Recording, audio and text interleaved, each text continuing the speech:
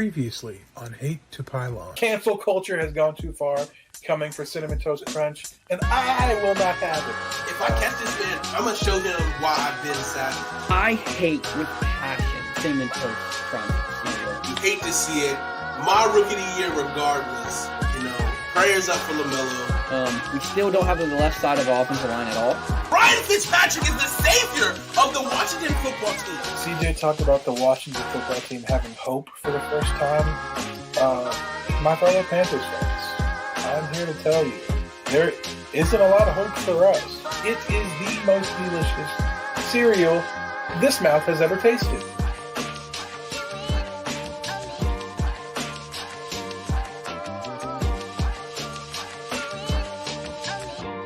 I will put money. I will go on air and I'll have an apology to you if Josh Allen does not take a step back this year. If Josh Allen's numbers do not stay the same or get better, I will come on and say that I'm the Minnesota fan. But I want you to come on.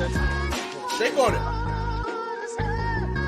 No, how much is a step back? 1,000 yards? It's not about yards for him. It's about accuracy. I'm saying PFF completion grade, because it went from like a 58 to like a 60 something. If it goes in the middle, right? It goes in the middle or a little bit. I'm right, right? I'm right, and I want you to come on air and say that I'm a salty Washington football fan and I don't have a quarterback. Remember that. All right. Previously on Hate to Pylon. This is Kyle Curtin's butthole. He hurt right now. So you're saying Julio in San Fran? Dallas will win this game because I believe Ezekiel Elliott will have. You're high! You said Ezekiel Elliott? You're high! LeBron James, I can't think of a big three that he was a part of. So I don't know why he's even on this chart. The fact that you guys did not pick the Washington football team in this matchup! And the Bulls didn't play anyone, so it's okay. I'm okay. Dallas for the win. This is ridiculous. That's barely a big two. I want Iguodala. Score.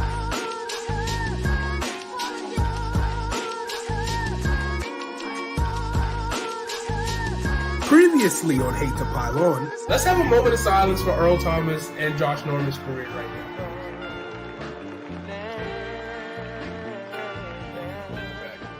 And the first thing that I want to bring to the table this week is the fact that,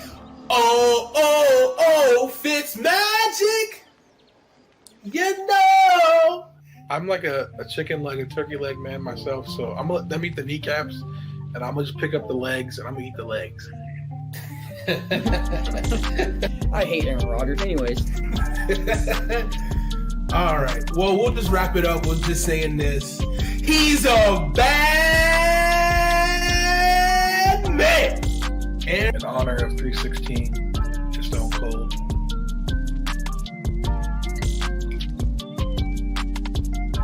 Okay. Big tugs. I like that energy.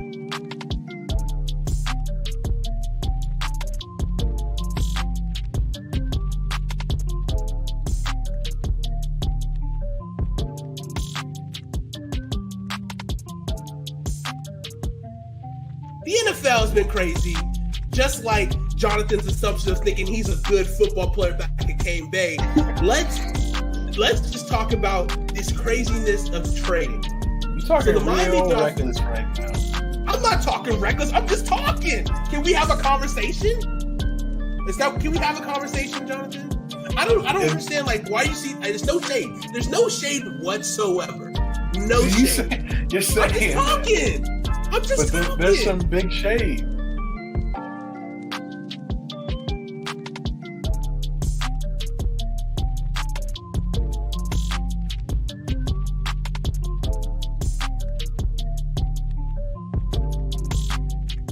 We are part of Five of a Kind, and we are smart, sexy, chunky boys.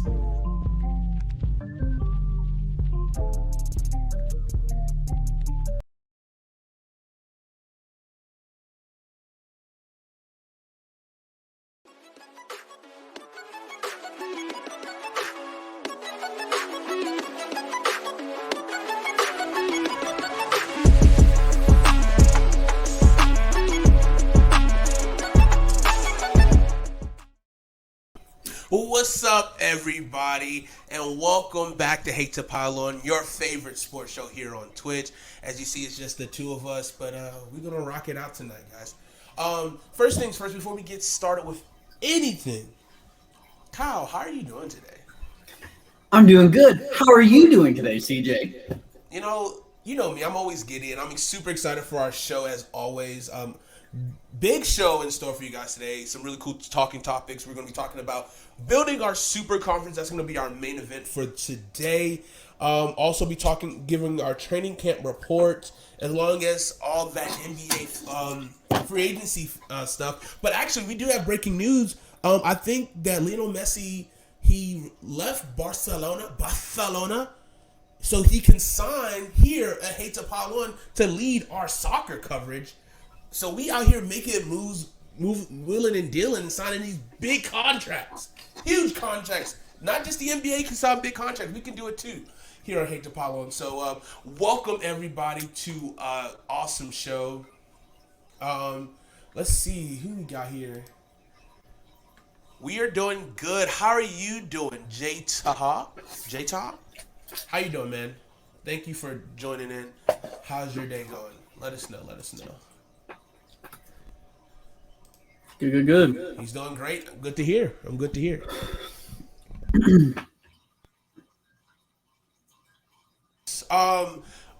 This past week we launched a official YouTube channel and an Instagram channel.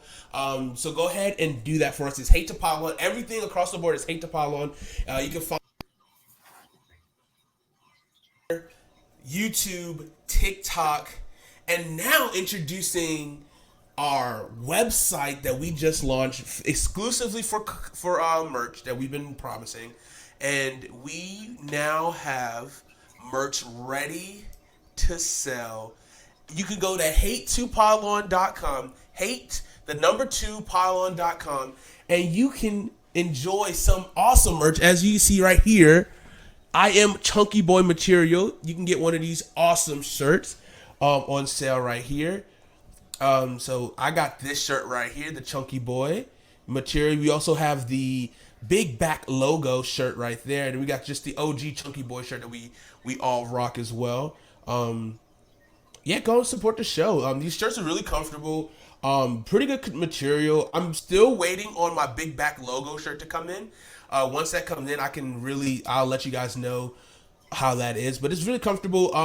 The Chunky Boy and the Chunky Boy material shirt are the same material, and the Big Back logo is a different material shirt. But it also has a front and back. So definitely check that out. If you want to support the channel, we much will appreciate that as well. Also subscribe here at Hate to Pylon and help us out now that we are official Twitch affiliates. It'll be big business for us as well. J-Taha, I am a Washington football team fan, and Kyle is a Vikings fan. And then Jonathan, who's not here with us tonight, he is a Carolina Panthers fan. So we have those three fan bases pretty taken care of as well. We do a lot of different reports, and we went to Panthers camp that was only a week ago. Last Friday. Yeah, I know. And we reported there, kind of saw Sam Darnold up and close and personal. I honestly think that Will Greer looked like the best quarterback that day. But, I mean, I think Sam Darnold has been bouncing back as of late, as having putting together better practices now that pads been put on. And Dan Arnold is a tight end to watch, a sneaky tight end who might get a lot of targets this upcoming season. But that's all that jazz. Right now, the NFL is back. Are you? As we're talking, we're going head to head with the NFL Hall of Fame game.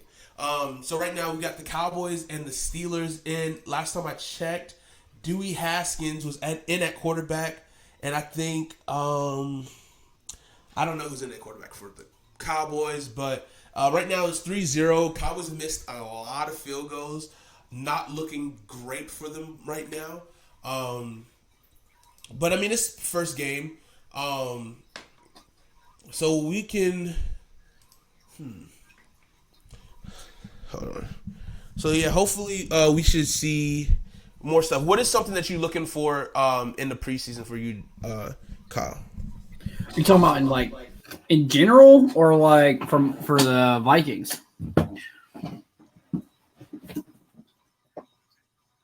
No sound. No sound, sir. It's a little technical difficulties, guys. Hold on. Without Jonathan here fixing everything. There we go. I hear you a little bit. How about I hear now? me too. How I sound? Yeah. Cool. I hear you, but I hear me as well. Okay, hold on 1 second. Sorry, guys.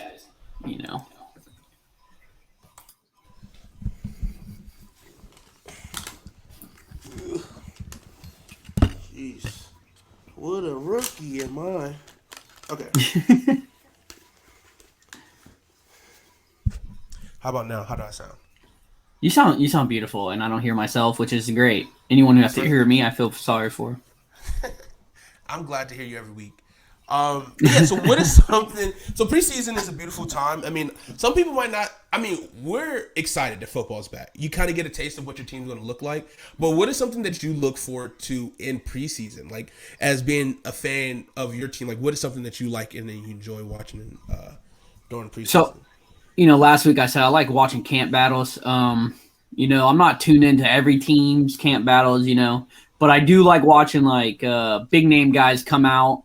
And like this week, not really much, right? There's not a big name. Michael Parsons is probably the big name, right? I get to see how Mark Parsons plays for a little bit. When the Jags play, we get to see what Trevor Lawrence is going to look like. But when my team plays, I'm like really tuned in, and so I get to watch these guys that I was looking at in the draft, and I've been hyping up for 6 weeks after we drafted them. I get to see if they stink. Because it's everyone's gonna win the Super Bowl until they play, and then it gets scary. So I get to see some defensive line action. We got the big chunky boys in front of our linebackers. I'm ready to see, and some offensive linemen. I'm ready to see stuff that you don't really pay attention to heavily during the season because you're watching Justin Jefferson, break records. Now I'm watching offensive linemen push people out the way, hopefully. So that's what I like. I like the weird stuff. I look forward to like weird camp battles that no one cares about because that's what our fans are going to be focusing on. 1,000%. Yeah. I think one of the coolest things is to watch is seeing that guy who could possibly come from like a late round draft pick or undrafted guy battle out and make the team. You want your Rudy story. You want, well, not maybe Rudy, but just like your underdog story. Like you want a guy who is going to bust his tail and maybe be that gem that you didn't even know about. And he just becomes an all-pro. Like, that's, like, ideal, And I'm super excited.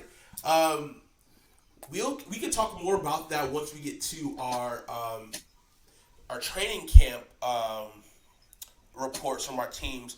But let's shift over to the NBA free agency talk. Because the last couple of days, NBA free agency has been electric. I mean, so much money has been handed out. I wish I was in the NBA just so I can get a complimentary, a vet minimum contract of $8 million. I'll take $8 million and I'll be happy. You can see me running up and down that court all day. But some noticeable teams that have really, that I'll say just went all out on and trying to really, solidify their team and trying to rebuild it. I'm going to pull it up. One team I can start off with is the Chicago Bulls. Yeah. That was a team that I wasn't expecting to do a lot. I don't think anybody really was expecting to do a lot, but they're pushing for that next step in their rebuilds process. I mean, this could be like kind of the rise, kind of like the 76ers did. They kind of rebuild, got some players, and then now it's like, all right, now we're taking that next step. I like the players that they got. I'm interested to see how they're going to gel. So right now, a projected starting five for the Chicago Bulls: Lonzo Ball, Zach LaVine, DeMar DeRozan, Patrick Williams, and Niko Viličić. So some pretty good players, four really solid players. I'm not too keen. I don't know too much about Patrick Williams, so I can't really speak on him. But I mean, four really capable players. Lonzo's really starting to get into his groove, and he's shooting better, and should be interesting to see how him and Zach LaVine play together. Also, your team, your Lakers team, Los Angeles Lakers team here, they really put together a team of misfits. some might say. You got Russell Westbrook, Talon Horton Tucker, LeBron James, Carmelo Anthony, Anthony Davis. You also signed Malik Monk, Dwight Howard. Who else did you guys sign? You say none? I didn't hear it. We got No, none. Kendrick Nunn. It was also one more name. I'm blanking. Let's see. See if I can pull it up. Is someone? You said Dwight Howard. I did say Dwight. I'm sorry. This guy stinks. I'm watching this game. Whoever this Rush guy is, this guy's terrible. Holy cow! Sorry to interrupt. Yeah. Oof. It's like no, not what. Is it Wesley something? Well, here we go. Nope, I'm a Timberwolves fan, and we haven't signed nobody. So hopefully you guys are trying to get a big signing or this big trade, but that seems to not be happening. Well, I don't at least know. right now. I don't know. They're saying like Josh McDaniel could have went for another missed field goal. Okay, all right. This kicker Probably stinks. stink. Wasn't even close. I've never even Niswander. What a kicker, bro.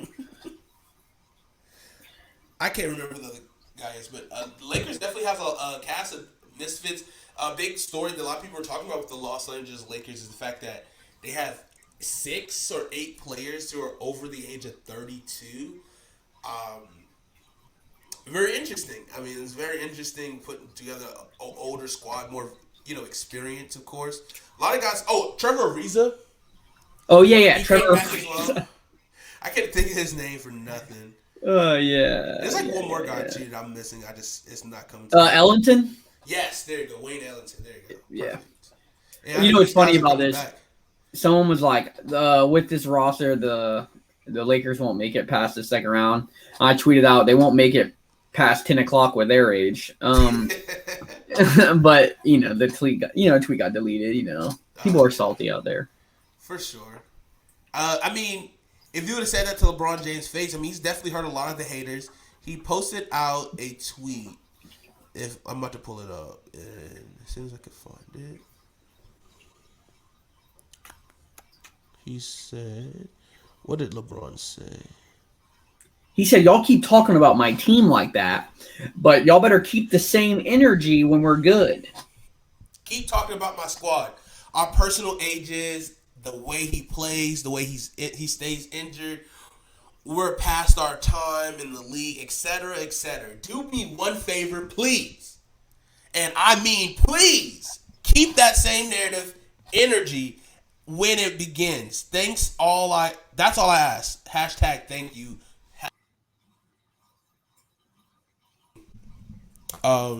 Strong words from LeBron James.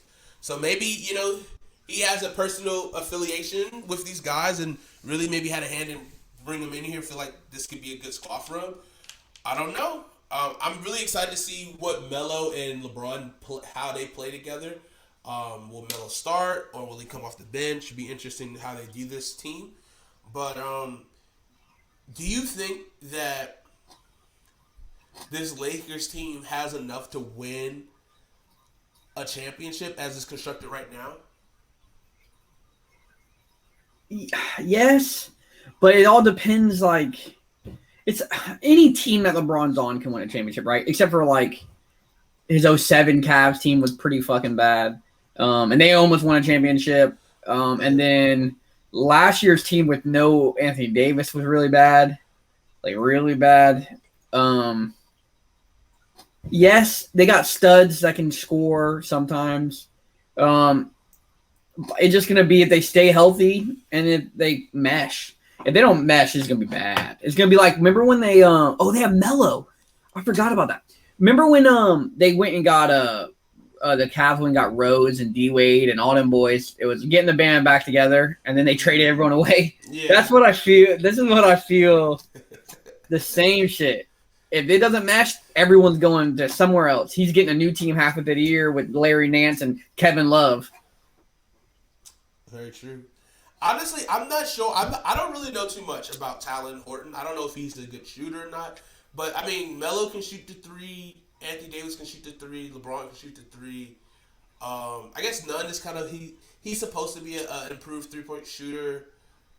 I don't know. Shooting is still kind of a concern for me. But we'll see. We'll see how this team is constructed. I just don't know enough about this Lakers team to really have that full analysis about it. Maybe we'll bring Christian back on to talk about this Lakers team constructed. I'm good. We can pass that. You just... But also another team that's putting together an interesting squad that's definitely a team that's going to be kind of like a bad boys kind of squad. I'm talking about the Miami Heat. So Miami Heat got double cheeked up Kyle Lowry, Duncan Robinson signed back, Jimmy Butler, PJ Tucker, and Bam Adebayo. And they got Oladipo's re-signed, or he agreed to resign, so I don't know if it's official. He's going to be hurt. He's still going to be rehabbing his quad injury. So if he can kind of come back to form, I mean, that would be a really good signing. But this is an interesting team. A little undersized, but I mean, yeah, they're small. They're very especially small. With if PJ's starting at the 4. But this is going to be a really scrappy team, though. I just don't know how well they're going to play. Will they be a playoff team? I think so. But I don't know how far they're going to make. I don't know if they're going to make the finals again like they did. They signed PJ Tucker, right? Yeah, they signed PJ Tucker. Yeah. Yeah. I mean, they got their defense should be stout. Like they should be a top defensive team. So that if they are a top 5 defensive team in the league, that's going to help them. And it just depends on how. I mean, if Dunk. I don't know. They don't still have what's his name? Hero, right? Mm-hmm. They do. They might be okay. And they picked up I can't even say his name. Dragic. Gordon Dragic. Yeah, I heard they weren't going to. That's what I was kind of hyped about, and then they did. So it should be interesting. I think they're also still trying. I don't know if they're still trying to get Kawhi, but that still can be in play possibly. Yeah, I was about to say that they get Kawhi. They got Jimmy buckets and Kawhi out there playing defense and getting dumb points. It just depends on who they're willing to give up. Well, they don't have to trade anything. They don't have to give shit up. Oh, he is a free agent. That's forgetting. Yeah, that's what I'm saying. Like, I don't know how much cap space they have. It don't matter. Who fucking cares? Then you trade people. Like, fuck it. Sure. I'm not gonna lie. I don't like Kawhi, but you get Kawhi, Jimmy Butler, and someone else, it's gonna be good. Yeah, that's a good, interesting squad. That's Also, defense, like hard D. Also, last team to note about is the New York Knicks. We talked about this a little bit during the season and the playoffs. Is that the Knicks? They had a team of guys who were literally just on 1-year deals last year, so they had to really assemble a whole new team, and they did. They really signed everybody to like 3-year deals. Julius Randle got paid, which he deserved after a great season that he had. But 2 notable signings that they made was for Kemba Walker and Evan Fournier. So it depends on what Fournier we get. Evan balls out in FIBA. In international play, he plays amazing. Are we going to get that in the NBA? The Knicks hope so. Is Kemba Walker returning back to the Garden, back to his roots? He's going to start being that guy that we know him to be. We shall see as well. And he also got Derrick Rose coming off the bench. So they're pretty deep at the guard position with RJ in the starting lineup, possibly. I like this New York Knicks team, but I don't know if I like it like that. I feel like they're a 1-year wonder kind of squad. How they been able to put the team together for 1 year. But we'll see. We'll see RJ Barrett, the real #1 overall pick in the draft. We need to see more. We need to see more from RJ. But yeah. I mean, he does have a lot of potential. I mean, this team could be good. What if what if Kawhi came here? Kawhi, so I'm gonna eat my words for this. I feel like Kawhi hates the big city now. And I can see him unless his ACL is really messed up, and he really needs to stay with the medical team and the Clips. Him going to a Miami, because you're in Miami, so like, who gives a fuck if the basketball players are in your building? You're in Miami, or like a low tier area like a Dallas going to the Mavs or something, where he doesn't have to be like doing big option promos for. Yeah, not even option number 1. It's just like going to these big cities just doesn't feel like him. He went to Toronto, but like Toronto's like cold. He can stay inside. There's an excuse why he's never out. You know what I mean? Yeah, I mean he's like inside. He didn't want to be there anyway, so it's not like he picked it. And then he went home, and then it sucked for 2 years, like badly. Yeah. A little bit too close to family members, maybe just not as he thought exciting it would be. So maybe he needs to be away from home. I mean, he's still a Cali boy at heart, so I feel like he definitely will prefer warm weather. But I mean, he won a ring in Texas, he won a ring in Toronto. Toronto gets pretty cold in the wintertime, so it's kind of maybe it just doesn't matter really for the weather climate. Yeah, but I don't think he wants to be like in a big city, like a big market. I don't think he cares about the big market. I think it actually hurts him because now he has to answer questions, and now he has to be like, now he has to live up to something. You know what I mean? Like first, like you know what I mean? Like he really, when he was in Toronto, it didn't even fucking matter, bro.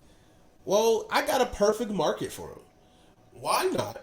A small market team, great team. Let's go to the Milwaukee Bucks. Hang out. You get rid of you had a real small market team. You could have said. I don't know what you're talking about. The only small market team that doing big things out here is the Milwaukee Bucks. Bucks in 6, NBA champions. Why go ahead and make the Big Four? Ooh, how nasty would that team be? PJ Tucker left already. What do you mean? I'm talking about Middleton, Holiday, Giannis, and now add my boy, Mr. Boardroom. That'd be a good squad. Good squad. He wouldn't have to be first option. He can provide. Let him go to the Nets. Fuck it. I don't care. Okay, now we're getting crazy. I don't even care. Who cares? The whole team will be injured anyways. They won't make the playoffs because they will miss 52 games. Yeah. Combined. Also, the Wizards. Wizards also trying to make a big three. They signed Spencer Dinwiddie with a sign and trade. They also got Kyle Kuzma and who's the third guy? Oh, Bradley Beal, of course, who's still there. I could have sworn Bradley Beal was going to get traded, but I guess not. Oh no. They still could trade. They got more talent on that team. So. They still could trade. They could be like, you know what I mean, like Kuzma. I don't know.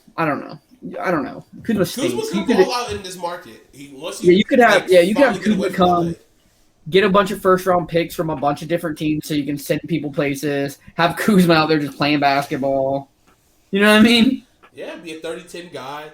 Yeah, for no reason, just absolutely balling out, and he's gonna be like D'Lo. He's gonna be D'Lo, like balling out for the Nets, and then they just trade him, and then they're good. I can see that happening.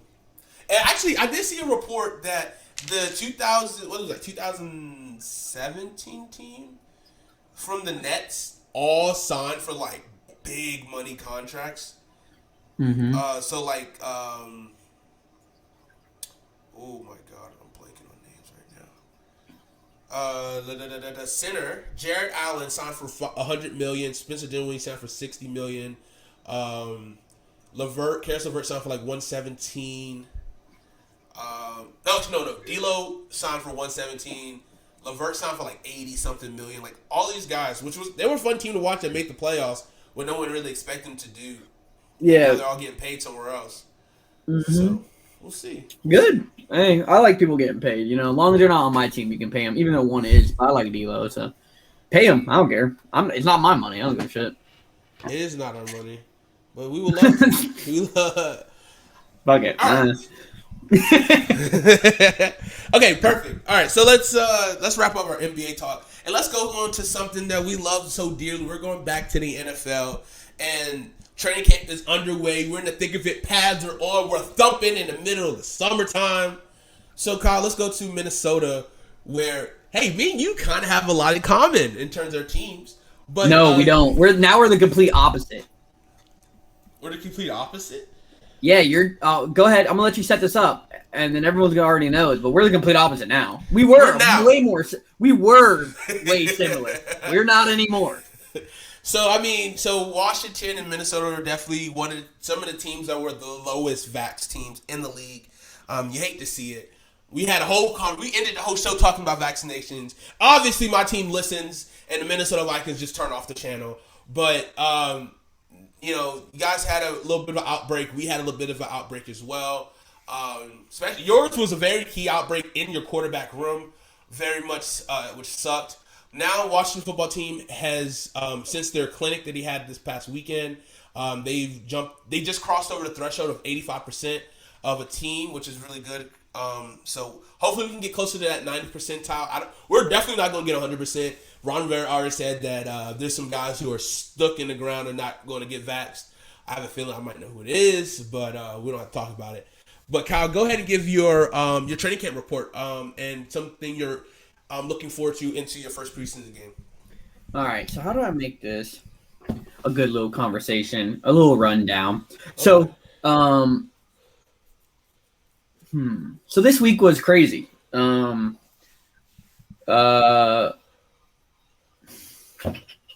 lot of things happened this week. Our fans went crazy because COVID since Thursday. We lost our quarterback room. And the only vax player in our quarterback room was Jake Browning. And he was the only person able to throw the ball for our night practices, which are pretty big. He ended up throwing everything there. He looked pretty good. Which is pretty crazy since he's a pure practice squad guy. He's going to be our number 2, and he really proved it. That's really cool. Do I want him to start a game in the season? No, please don't. Is it cool that he's a number 2 and he's probably now going to be a career backup, and now he's going to have generational wealth because he stuck through? Cool. I'm glad for him. Cool things for Vikings. We got Christian Darrisaw yesterday saw his first day in pads. He didn't do much. Today he came in pads. He says he's going to be back Saturday for our scrimmage. Super happy. Great. Our biggest problem in Minnesota's offensive line, and this week was good offensive line news. Rashad Hill was injured. We don't really know what it is. It's not reported or anything. It's camp. And we got Oli Udo saying that he wants this starting fucking job. And he is doing a good fucking job at it. I'm saying I don't want to cuss so much on this show so that we can clip it and put it places, but I'm happy. Oli Udo's coming. He's taking that right guard spot. Hopefully he keeps it up. He has a big momentum. Hopefully he didn't blow his steam this first 2 weeks and then he's tired and hurt, but he's doing great. He's picking up stunts where we're not good at. He's doing it. Dakota Dozier's getting less and less reps. Yes, today he wasn't even in pads, which I'm sorry. I hope you're not on my team. White Davis came back. He fought his Ohio State teammate in the hole. Boy blew him up in the hole. Then they swung on each other. Hey, cool. Everyone hates Ohio State. Anyways, and our defense looks crazy. I like it. It's a good training camp. If I just can get past our quarterback saying that he's following all the protocols, and if the quarterback room would have been bigger, he would have been fine. And he just needs more plexiglass. So I'm not trying to harp on this over and over and over again because just like our coach said, I'm done. Oh, that's a return kick for a touchdown. No, he fell down. But it's a thing, a topic. Hopefully he doesn't miss a game in the season. He did have a point. He said, if I got COVID, I still wouldn't be, even if I had the vaccine, I wouldn't be able to play. So he's kind of right. It's hard to argue that because if he's following the protocols and he doesn't get COVID, does it matter? I guess fucking not. So it's awkward. I don't want to talk about that anymore. It's if he misses a game, I'll freak out. But right now, it's all about the offensive line battle. That's the only battle that matters. And I love it. So we got a nice little header going on. Question. I'm happy. Christian Harris, good. Is Kellen Mond, is he still on the COVID list? He has COVID. So yeah. I don't know why they're telling people this. I guess it's like common sense. But they're definitely not supposed to tell people that. He got COVID. He's not vaccinated. Kirk had 6 negative tests in a row, but because it's COVID, we don't know anything about Mon at all. We don't know when he's coming back. We're going to Denver next week. And I don't know if he's even coming. We signed 2 quarterbacks. They're still on the roster. Well, no, not really. Case Cookis, by the way. I forgot to bring that up. Case Cookis the Cook Monster. I don't know who he is. I think he's a Locked On podcast host named Luke. He signed for like 2 days and got cut. And then we got Danny Eatlin. He's from LSU. He has a Super Bowl ring with the Patriots. We picked him off of practice waivers, and he's on our roster still. So we have 4 quarterbacks on the ball. Kirk came back today and looked kind of good. Camp looks good. KJ Osborne stunting. ISM stunting. I don't know. This is our Mackenzie Alexander said this is the best, most talented team he's ever been on, and he was on the 2017 team. I don't know. It's fun. I just hope no one gets COVID and we ruined our season. I'm really Yeah, I think that's kind of like a consensus a lot of teams are having. So with your defense, what do you like with being retooled? How has your secondary been looking in practice? So I don't want to say it out loud, but I'm going to. If you're a Vikings fan, this is a topic that me and you have to talk about. One-on-ones are not made for DBs. They're hard to win for DBs. If a DB's winning one-on-ones, they are very good. Also, if you're going against Adam Thielen and Justin Jefferson at practice every day, you're going to look goofy. If you're going against Julio Jones every day, you're going to look goofy. It's going to make you better, but you're going to look goofy. Patrick Pearson does not look very fast. He doesn't look very quick.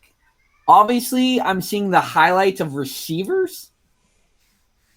I'm afraid of that. Rashad Breeland's a stud, but Patrick Peterson is a very big question mark that I'm afraid to answer. Patrick Peterson is like one of our most expensive offseason things, and he might be very slow.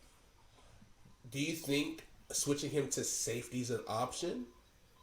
No. Xavier Woods is apparently stunting on the field, and they say Patrick Peterson's our cornerback one. I don't know. One last year? Cornerback one last year. I don't know. They're all injured. Fucking Cam Dantzler. It was Cam Dantzler. I don't fucking know, dude. We had Mike Hughes who got injured.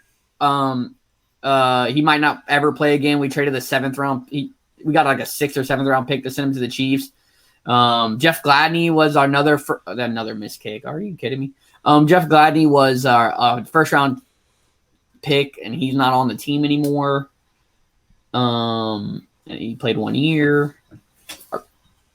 Jeff Gladney and Cam Dantzler. Oh, we had Holton Hill, who's I think he just signed to the Colts. I don't know. No one. So pretty much an overhaul at the DB position. We got 2 guys back from last year. We got Harrison Smith, which is I'm glad to have back, even though he's not vaccinated, and Cam Dantzler, who's a cornerback 3. He's got and he got 2 picks today and good coverage all day, and he put on a little weight. I don't know if that's going to make him too slow or not, but yeah. Who was the third corner you guys saw? You guys got Patrick Peterson, Mackenzie Alexander. Mackenzie Alexander. And that man is a stud. Listen, guys, if you're not a really big football guy, you're not going to really understand, and you're not going to even notice. I forgot it. A nickel corner. Nickel corner is hard, and they don't really get a lot of respect because the boundary guys only really have to play one way. A nickel guy's got to play all over the place, cover a lot of different things. It's a hard job, and no one wants to pay them because no one really understands what they're doing. So they don't get a lot of hype. They get a lot of bad plays too, like things that they just can't do. And he's very good at it. He had a PFF grade like 90 like 2 years ago. Last year the Bengals stink, so I'm not even gonna hold that against them. But didn't Mackenzie Alexander was drafted by you guys? Yeah, and he came back. He left for a year. He took like $4 million from the Bengals for a 1 year, and he came back and he took like vet men from us. Interesting. Yeah. So, what is something that you're looking for first preseason game? I want to see the offense. I want to see what. I don't care about defense. I have Mike Zimmer, and I don't care. Like whatever, right? I want to see offensive linemen and our second set of receivers. So like when they pull because I don't think JJ is going to play more than like 2 snaps, and Adam Thielen's probably going to chill. When they put those second set of receivers in, I want to see what happens. I want to see who separates themselves. That's what I'm looking forward to. Is this loud? A little bit. Not too crazy. All right. That was a lot of purple people eater talk. Let me shut this door for 2 seconds, and then I'm gonna grill you on some Washington Red Wolves. Whoa, Red Wolves! I saved it. Boom, I got it. Washington Red Wolves. Actually, I've been hearing that it might not be the Red Wolves. It might just be either Wolves or something completely different. Yeah, but I think the players are really like. Way off topic. What Landon Collins got the Wolves mouthpiece? You know what I mean? That's like tough. I think it might be just Wolves. I think they're trying to get away from the HTT. You're right. thing, You're 100%. you know? You're 100% right. They just banned headdresses and stuff in there. I wonder if that means is the jerseys, like the old jerseys. I don't know. I don't think they can do that because that's kind of they can do whatever they want, right? I mean, they can, but like I think it's not going to be good with the fans. I think you got to give them at least 5 years to get new stuff. Because some people still, because I think too, a lot of people still rock like the classics, like the Sean What about Sean Taylor jersey. Yeah, that's what I'm saying. Yeah. Like I went to a couple of different Washington football games. I went to a Panthers game, a Cowboys game, and a Vikings game. The biggest jersey you see is Sean Taylor. Sean Taylor, Sure. There's 70 different versions of the Sean Taylor jersey, and them boys are not going to be like I can't wear my Sean Taylor jersey. No, I'm going to wear it. Here's the only possible way I can see them saying no more old uniforms. They make a new run of classics in the new gear, right? And then you can swap it. I'm not giving it back. Like if I have a jersey from this, like if I bought a jersey in 2000, I want that jersey. I'm sorry. I'll put it away and I won't wear it out, but that has memories, right? I wore it like Sure. I don't care about like that sounded bad when I said I don't care. I don't care that I can't wear it, right? I agree that it's offensive. That's not the word I was looking for. That's why I was I don't care. I do care that it's offensive. I'll put it away, right? I won't wear it in public, but it has significant meaning to me. Like I don't mind. Like they're showing the jersey. I watch ESPN and they're showing the jersey and the thing. So how different is that? And mine's in my closet. And I know that I like for 30 Sundays I sat there and I wore that jersey. Or when we went to the Super Bowl, I had that like that's the thing. When's the last time y'all won a Super Bowl? 91. My girlfriend's dad's a big Washington football fan, right? If he had a jersey from the Super Bowl that he wore on the Super Bowl, right? He just has to he has to turn that jersey in to get a fucking new one. Well, I don't say you have to. I say offer that as an option. Like you can, because a lot of people are. Like, I feel like a lot of people can be mad because especially if you just bought a jersey, like before the whole name change. Like I say, maybe like 5 years old, up to 5 years old. Offer an opportunity to get a new jersey, free swap, and just give your people your option. I think that's going to be a good favor because it's like, I would love to get a free jersey swap. Like I have a Brian Arakpo jersey. That's more than 5 years. But my girlfriend's a Washington football fan, and I want to get a Washington football team something before it is gone. Right. Like I want it. Like I really do want it. Like. Because it's not gonna this is a weird part of history. Like you see that the what do they call it? The Guardians? They didn't have a middle time. They went from the Cleveland. They went Cleveland to the Guardians. Like there was no in between. So I want to get I don't want to get a jersey because I don't want to pay $100 for fucking nothing. But I want to get a shirt or something. And I gotta find a player that my girlfriend really likes. I'm trying to get her to like Gibson because I do. So I can be like, yeah, I like Gibson. Chase Young. I can't do that. I can't do all that. That's too I can do a running back that won't be there for long, So I'll hype her up. Running backs don't last. but I want to get a Washington football team thing because it's going to be gone next year, right? So I'll have this piece of history. But anyways, that makes sense. I got questions before you lead in. Okay. Does your tackles have COVID? Not anymore. Cornelius Lucas is back in practice as of yesterday. So which is good. So what I think will happen is, so with the guys that went down, I believe the guys who had COVID was probably Cornelius Lucas and Matt Ioannidis. Ioannidis came back pretty fast though. It might not have been. It was somebody. Deion Payne is back, super he's fast. Back, but I think he was a close contact. Yeah, because he tweeted out that he didn't have COVID. Someone else tweeted out they didn't have COVID either. So I think a lot of the guys that came, it might have been like one or two guys that actually had it. Sheriff didn't have it because he came back. Sharif, my bad. I keep saying Sheriff. Sharif doesn't have it, so he came back super fast. Yeah, 5 days. So which it really just highlights who doesn't have the vaccine. Yeah. So because they're a close contact guy. But I think we're down to just one person now that's on the COVID list, which is great. Who is it? Is it a receiver or is it a tackle? Who is it? Let me see. Let me pull it up.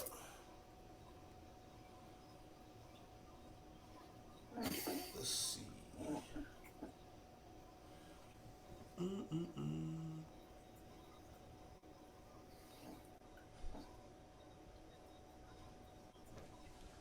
Come on. Why is this app stinky?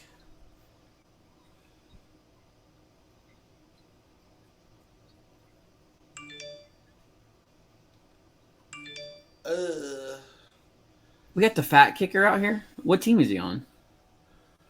I should know this. I'm a ex-Georgia Tech fan, so I should know where the fat kicker's on. He's probably on the Steelers, I'm guessing. I'm not watching punts. I'm not gonna lie to you. This game stinks. It does stink. I might be going to the Panthers-Ravens preseason game. I want to go to a preseason game, but they're not nowhere near close, and I'm not spending a bunch of money to go watch no one play football. Yeah, but like, I was safe to the Vikings game for sure. Are you still trying to do the Vikings-Panthers game? Probably. I have a vacation planned in October, and I have a feeling that's going to be like exactly the week that I'm going to be in Disney, and so I don't want to like get my hopes up or anything. I get that. I had to pick a week that I could get off at work, so.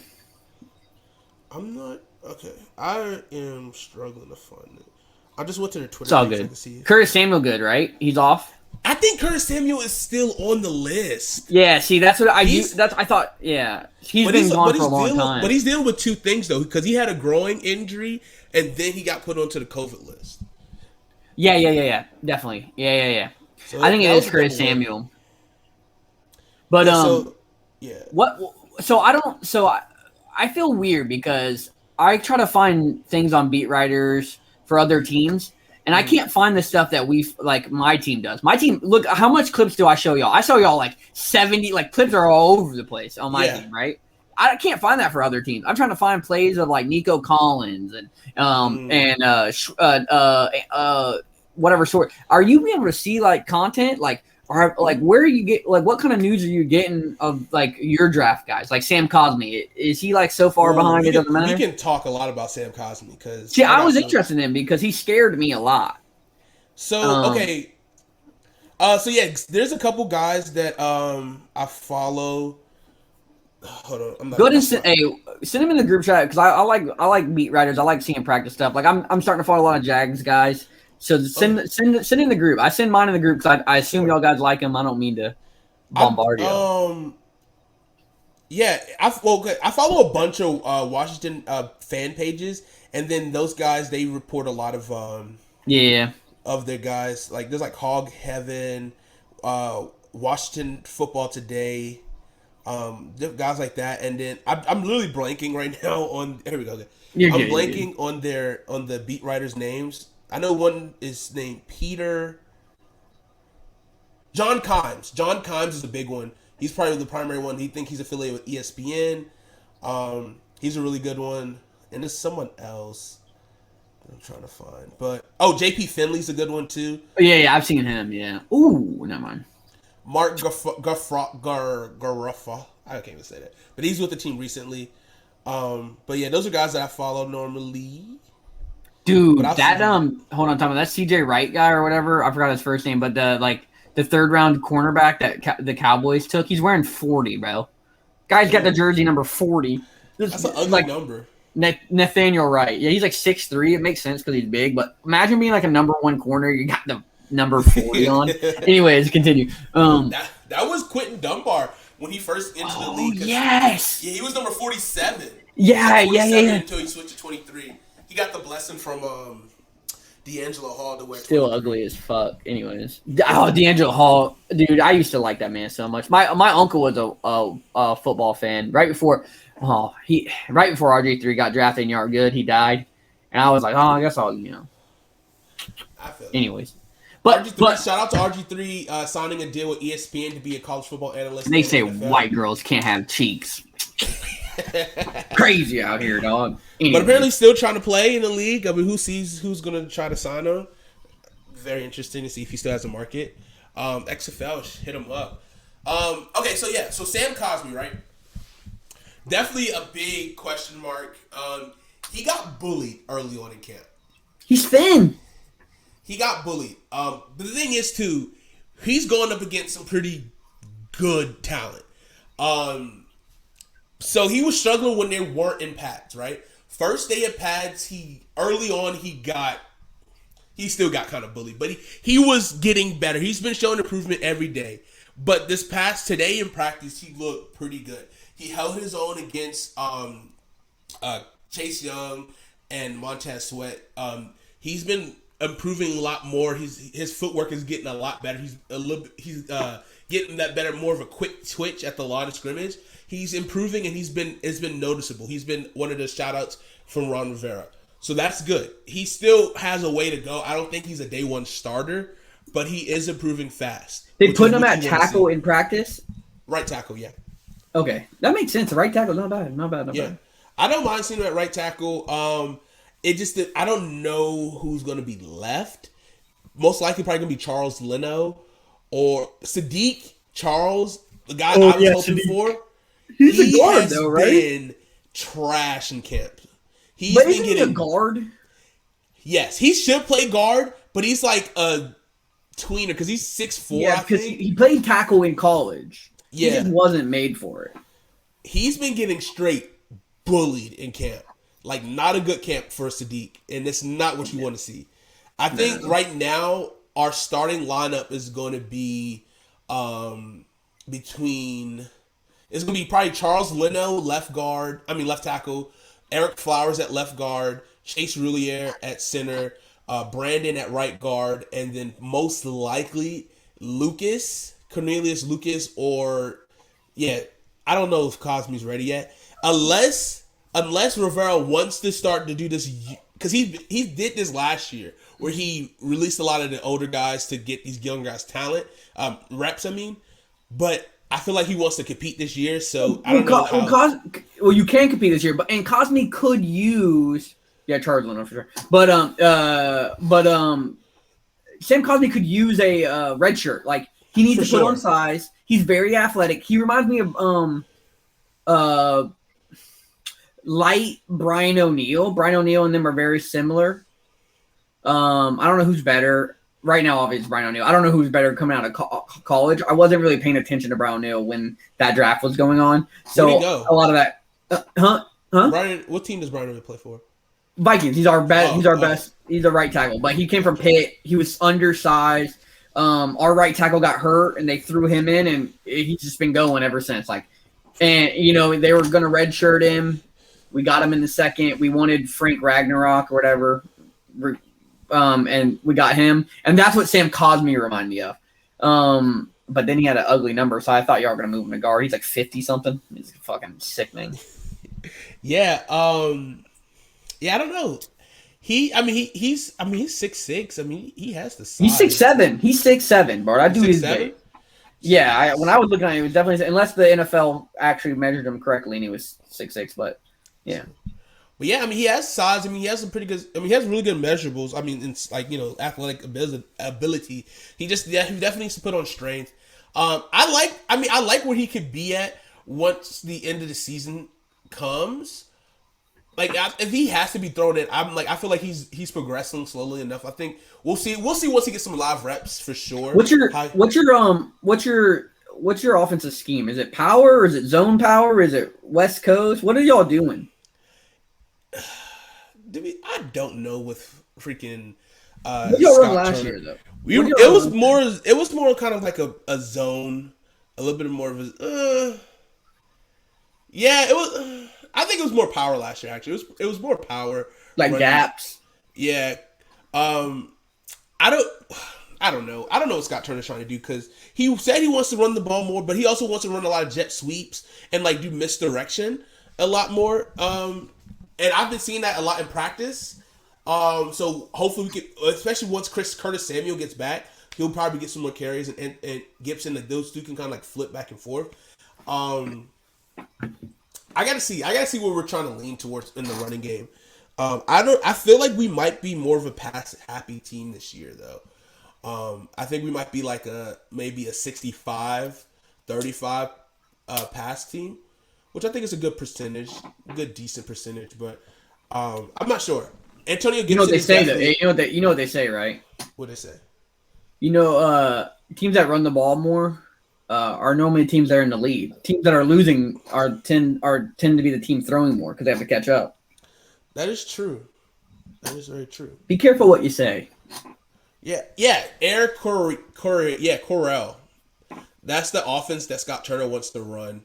What is that? Which I mean, it's supposed to be like an offense that is like, up tempo, really kind of stretches the field. We have the speed to stretch the field. Well, Ryan Fitzpatrick, I mean, he'll push it, but does he have the arm to push it still this year? Big question mark. But I don't know. I like the concept of our offense. Do I like the play caller? Do I like Scott Turner? No.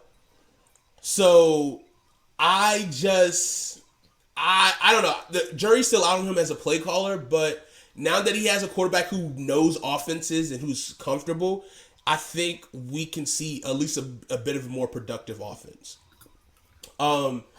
So into my report, Jamin Davis has been looking great. He's been having a great camp, which is exactly what we need for this defense. Landon Collins, surprisingly, is having an absolutely phenomenal camp. He's been moving around really well, breaking up plays, high energy guy. Cam Kerr was out today. He had a illness, but it wasn't COVID. But they said he should be fine. Juice has been looking really good. Outside corner from Minnesota rookie. Yeah. He had a lot of penalties when we brought the refs. We brought refs in the last 2 to 3 practices, and so we can kind of help the younger guys with their hand placement. He's been getting a lot of penalties, but he's getting better. I think they really want him to start outside and move Kendall into the slot, which Kendall is a top tier slot corner. You can't have Fuller? Yeah. You can't have Juice inside, bro. He's gonna get toasted. The guy's like what, 6'2", fucking big, not slow big. Boy. We want. Yeah. I was just saying. Yeah. Because I mean, if not, we'll have Jimmy Moreland inside, who played really well. Didn't give up a touchdown in the slot at all. So we have really good options in slot corners. Jimmy Moreland, I love. He's a ball hawk. He stays around the ball, but he's just not big enough to play outside. He's like 5'8". But he's really good corner. I really love Jimmy Moreland. He's the people's corner, is his moniker. I haven't really heard too much about Bobby, but he's been starting at free safety for us, so which would be cool. I would really love to see Kendall Fuller at the free safety and see Jimmy Moreland in the slot, or put Bobby Moreland in the slot as well. Bobby McClain, in the slot. I think that would be real interesting to see. Like a nickel, right? Yeah. Let's see. Who else has been impressing me? James Williams. I think that's his name. Hold on. James, backup defensive end. He's been playing pretty well. He's going to be that rotational guy. And I think Shaka Tooney's also been kind of flashing a little bit.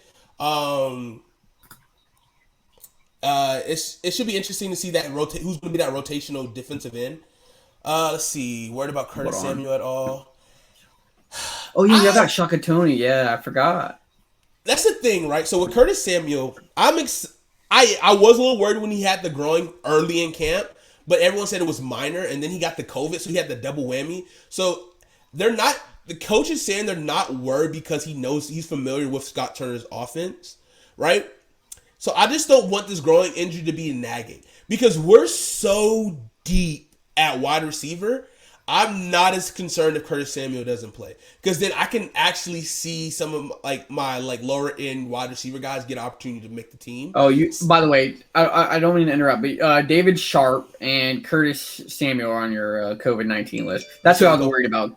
Yeah, David Sharp. I knew that. I didn't know he was on the list, actually. Yeah, he's the first one I think popped off. But yeah, continue. Sorry, I'm looking at your roster right now.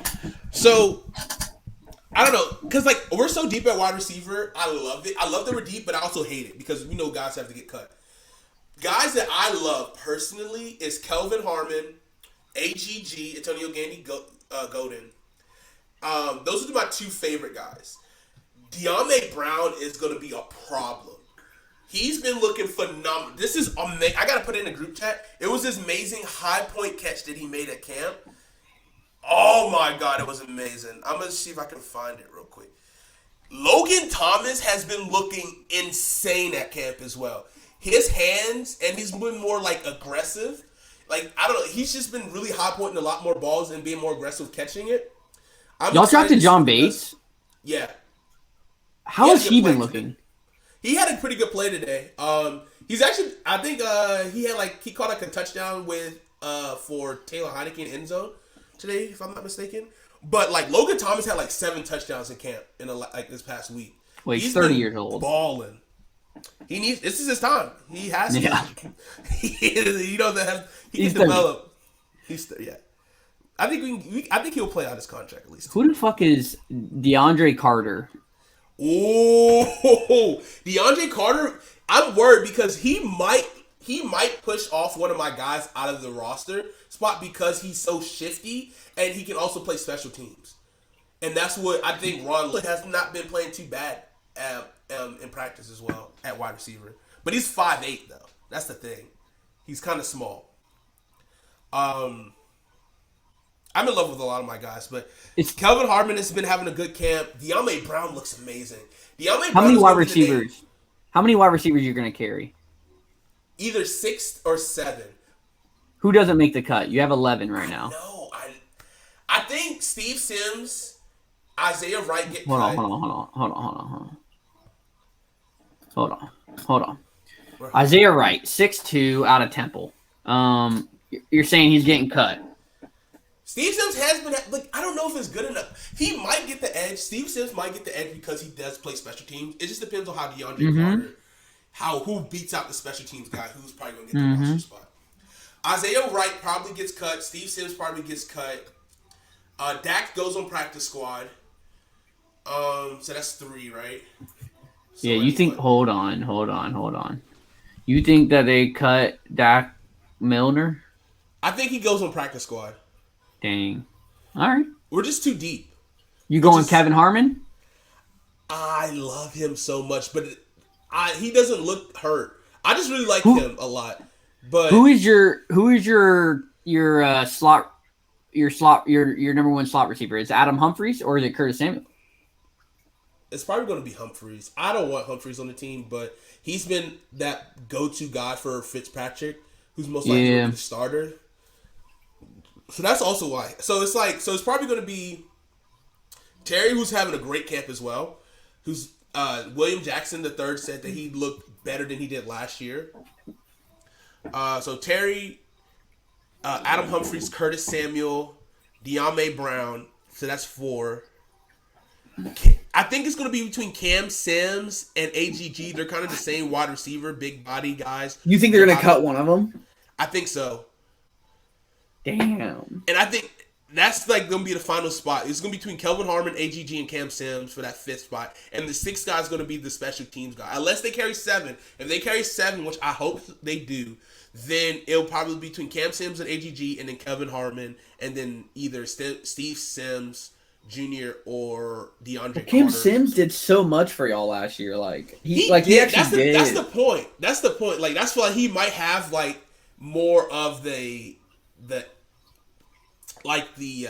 advantage because what he did in the playoffs. But yeah. I still think AGG has more of an upside. I don't watch him that deep, so I really gotta pay attention in preseason. But I don't know. I love Cam Sims because when he was undrafted from Alabama, no one really knew about him. He played well in preseason, and then he was able to stick on the roster. So that's Did he dumb out at Alabama? Because I don't know that name. I know him because I used him in fantasy last year. He really didn't have that great of stats at Alabama. That's what I was thinking. I don't know. Yeah. I think I would remember a 6'5" receiver at Alabama. But I think he also dealt with injuries at Alabama too, if I'm not mistaken. Maybe like a knee injury or something like that. But he was. I mean, I don't know. It's tough. I'm too close to it. I'm just too close to it. I feel it. But I love our wide receiver class. John Bates, I think is going to be a sneaky guy that people really like. Samus Reyes has been not too bad at camp. Not too bad. Ricky Seals or whatever his name is, People Seals. He got hurt one game, but he was decent. Tight end group is a weird group. I really need to watch tape on those guys. How many tight ends y'all normally carry? 3? 3. Because last year we had Logan. You're gonna carry John Bates. John Bates for is sure. a stud. John Bates is it's a lot. It's just who's gonna get that tight end 3. Samus probably most likely gets put on practice squad. The weird guy's not. Hey, no. The weird guy's not get's cut, bro. Because he's gonna get He's gonna get weight. He's gonna get clean. That is true. He's weak. You know what I'm saying? You can't. Yeah. Someone's gonna be like, oh, they didn't know what to do. That's me. Like, oh, someone like the Raiders are gonna say, well, Darren Waller's older, and this guy could be Darren Waller. Let me go ahead and just snap him up. So he's not getting cut, bro. You got to think about it. People like that. Like Cam Sims was already on your practice squad once. So like the right thing to do for some teams kind of do that. They're like, they don't really poke around with people's practice squad that well because it's not right. But waivers, waivers a little different. Yeah. I think I don't know. It's gonna be tough for a lot of our guys to get that. Like I think Dax is most likely the guy. Dax and maybe Isaiah Wright will definitely make it to our practice squad. But I think if Kelvin Harmon, AGG gets cut, they will be snagged up. And someone's really gonna look for AGG. So, like, isn't he fast? I don't know what his 40 time is, but isn't he? He ran a 4.5. But he's 6'4". Yeah. He's a big. That's fat. That is fast. But his hands are impeccable. High point the ball, one hit. He was just injured last year. Yeah, he had an ankle injury. Yeah, that's the thing. Like, if he didn't have an ankle injury, he probably would have got more looks. But Cam Sims did, and because Cam Sims had that availability, he was able to make those big catches. Same with Kelvin. Kelvin was ready for a big season last year. Like he has really short hands. They call him Baby Julio. So who? We'll see. Baby Julio, Kelvin Harmon from North Carolina State.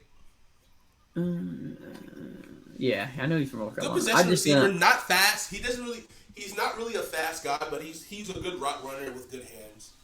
I love our wide receivers. You got fun wide receivers. You have fun wide receivers. We do. I agree with that. Your defensive line's locked, right? Your defensive line's like locked. You don't have to worry. You don't have to think about your defensive line. You're like, oh, cool. We got backups and everything. I'm curious to see if Matt Ioannidis is going to start or if he's going to be a backup.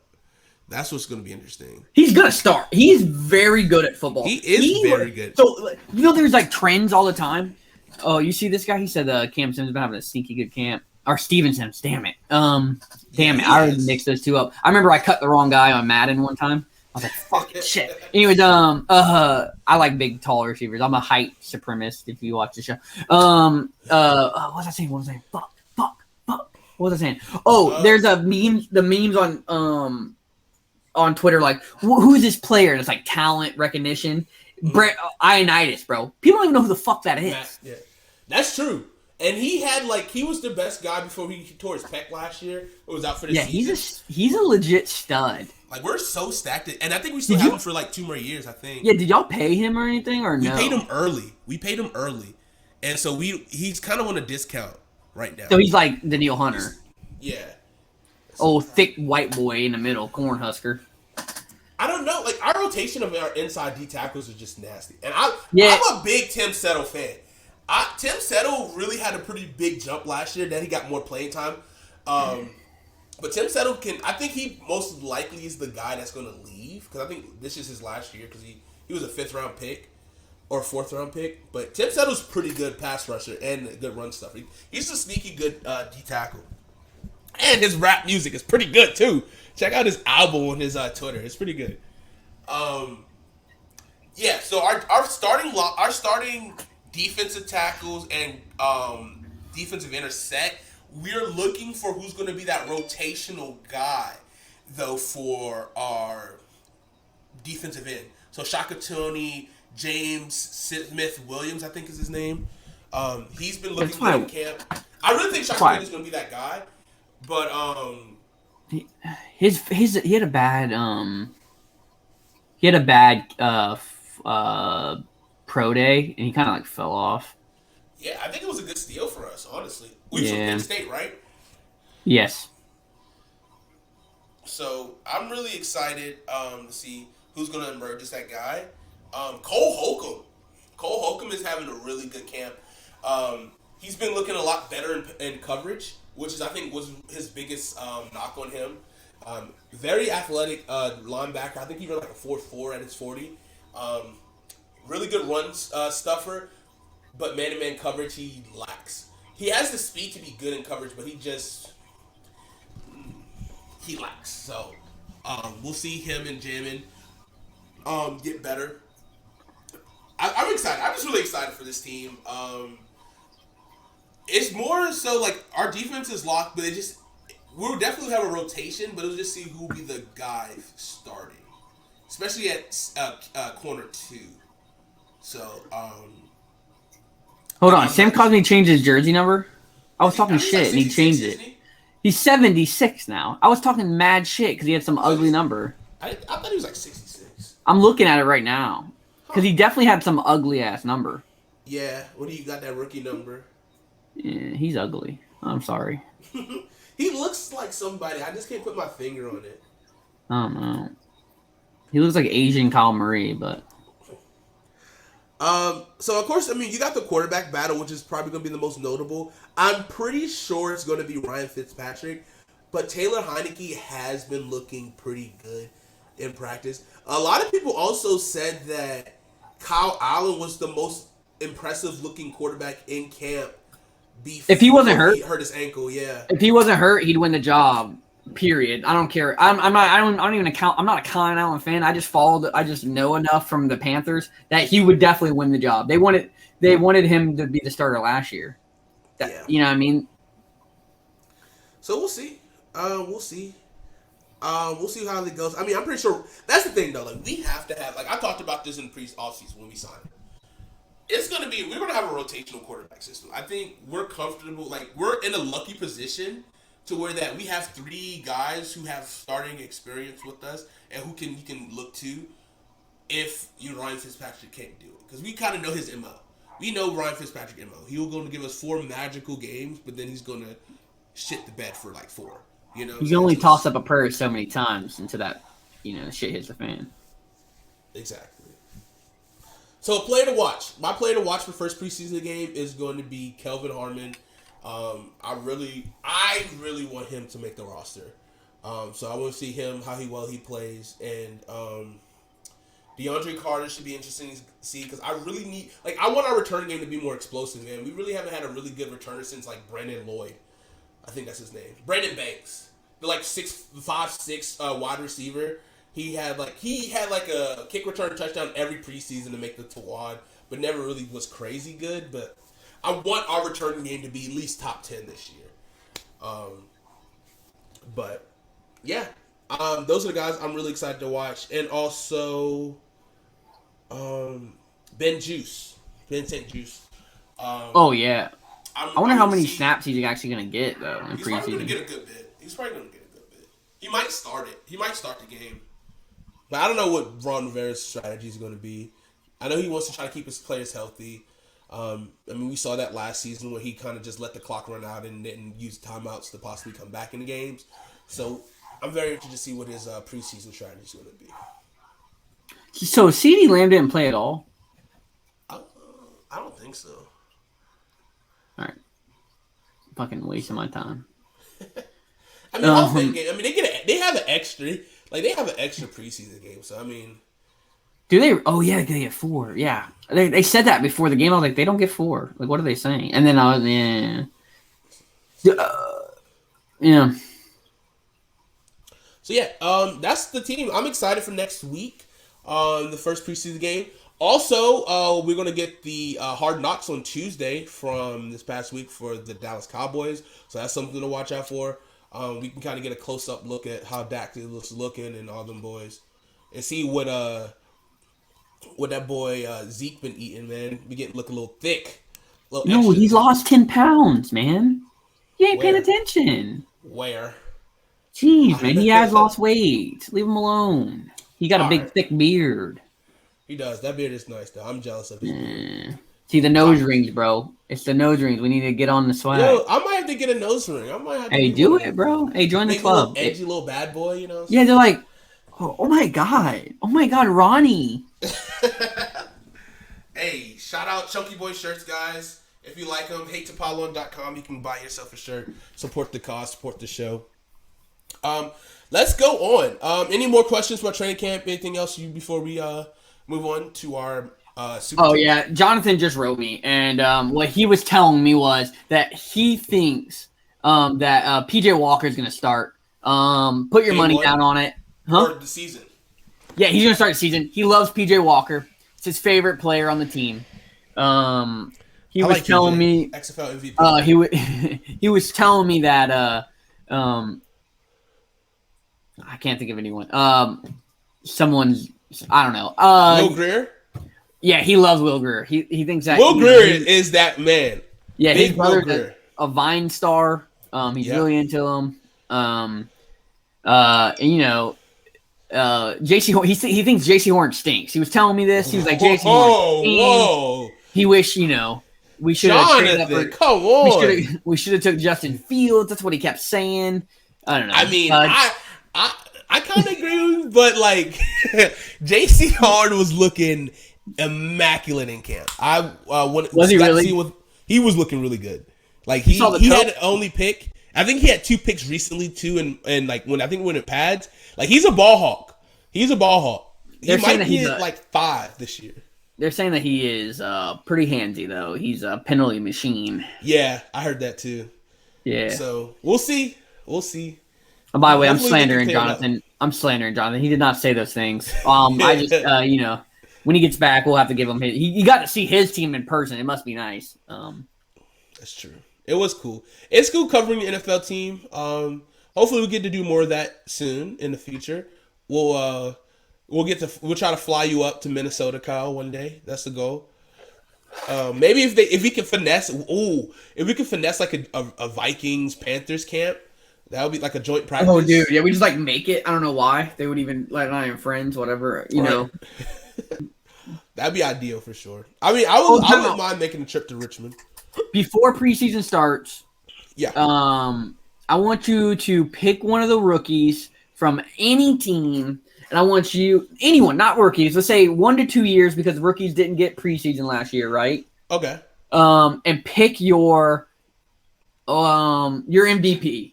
So your guy preseason MVP? Yeah. Of the last 2 guys, last 2 years. Just real quick before any games happen, who looks good? And we won't get any negative credit if like some random person who we don't know wins it. How about Sam Ellinger? Ooh. I like it. He's been looking really good at camp. Now that he's getting more reps, that Carson Wentz is down with injury. Everyone also likes Jacob Eason as well, but people are saying that Sam Ellinger is coming along way faster than they expected. So I see him balling out in preseason this year. I was trying to think of a guy from last year, but I couldn't think. I was gonna say Joe Burrow, but they're saying he's out here throwing ducks, so I wasn't gonna say him. My Joe two that I'm gonna Burrow stinks. I'm gonna do sorry to do this. I'm taking the easy way out. I think that Justin Fields wins the job in preseason. I think that he's gonna just win the starting job. They're not gonna start with that little TCU horn frog. I think that Trevor Lawrence is gonna look weird, probably because he's whatever. But I think everyone's gonna be talking how great Justin Fields were. It's an easy way out, but I'm doing it. You saw that dime? I did see that dime in the group chat, right? I can't see any Justin Fields plays. My eyes don't work, so. Really? Oh. Yeah, if it's a Justin Fields play, it just looks blurry. I don't know what's going on. Well, I'll tell you. I'll describe it for you. I'll commentate for you. I can't hear Justin it either. Fields, 3-step drop back. He sells it beautifully into the hands of some wide receiver, and it was a touchdown. But Trey Lance looked good. Trey Lance looked good. Wow. Trey Lance did look good. A lot of people saying he might win the starting job by the camp. I don't know. Complex offense. They're going to Patrick Mahomes him in a good way. I think that's the best thing to happen to that guy. I But agree. anyways. I think he should do that. He's also been the guy who watches the most tape, according to the stats. But Kyle Shanahan said, listen, I know technology, guy. I know you can have that thing playing inside while you playing Madden. He's really running that Madden playbook. He got Kyle Shanahan on. He's like, okay, I see what we're trying to run here. That's pretty good, actually. Ooh. I didn't see that. That's funny. Speaking of the 49ers, Trey Sermon. I love Trey Sermon. He could be I wanted alive. Trey Sermon so bad. I don't know why I'm not a 49ers fan. Oh, my God. But I love Trey Lance, and I love Trey Sermon. I wanted Sermon so bad, but I like my guy. I'm a big Kyle Shanahan fan. I mean, I'm really salty that we let him go. We had him in our building.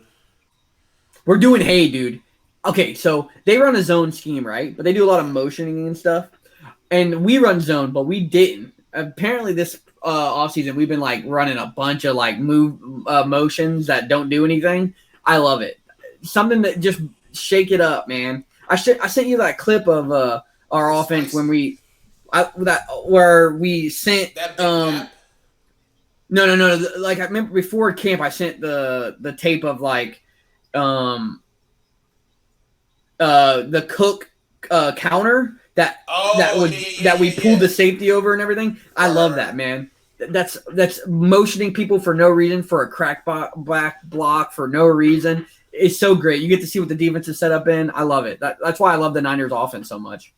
What was Kubiak, Gary Kubiak's son? Was he the offensive coordinator last year, or is he taking over this year? He's taking over. He was the quarterback's coach. He's taking over for his dad. But apparently, they're it's similar, but it's not the same. But it's it's probably the same. Let's be honest here.